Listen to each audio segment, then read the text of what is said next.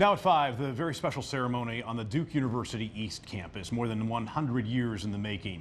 Duke renaming the East Student Union building in honor of a black father and son who dedicated their lives to the university. The father was George Wall, Duke's first custodian. Our own Joel Brown is one of Wall's descendants. Joel has a story that started during slavery, then freedom, and a lot of hard work. This building now bears the names of father and son. I had been inside Duke University's East Campus Student Union before, but it's my first visit with my own ancestors' portraits hanging in honor on these wood-paneled walls. I wasn't expecting. I think I kind of got a chill when I walked in and saw the portraits. That's striking. It is striking. Alongside Duke President Vince Price, we stand in what will now be known as the Wall Center, renamed in honor of George and George Frank Wall. We are, in our centennial year especially, reckoning with our history, the history of the South. The history of Duke University reflects that.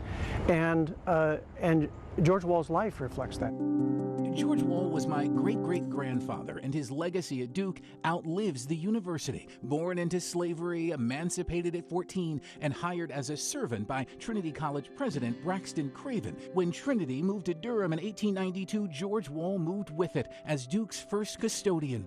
10 years later, George purchased the first plot of land just north of campus, he and his wife building the first home in what became as a black Durham working-class haven, quickly nicknamed Walltown. I applaud Duke University for making this significant step. So like 5-10 years from now. Walking in Walltown with my cousin, Talib Graves Mans, who founded and headquarters a private equity fund here aimed in part at reinvesting in Walltown. The first thing that came to my mind was like, I'm glad that folks are paying attention, right? I'm glad that this is not another overlooked story of people's contribution to making something great. The contributions of Wall's son, George Frank, lasted even longer than his father's at Duke, serving over a half-century as a custodian. Not a wealthy man when he died in 1953, but left $100 to Duke for a scholarship fund, 10 years before the school began admitting black students. I feel like oftentimes the people that universities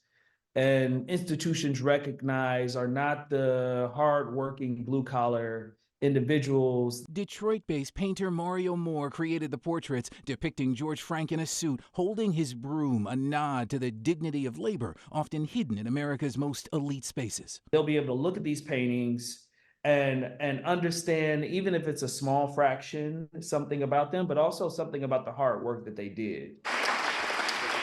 At the renaming ceremony, my family gathered in the Wall Center, all timed to coincide with Duke's 100th anniversary. Gratitude, the school is recognizing the history, and acknowledgement there is still reckoning left to do.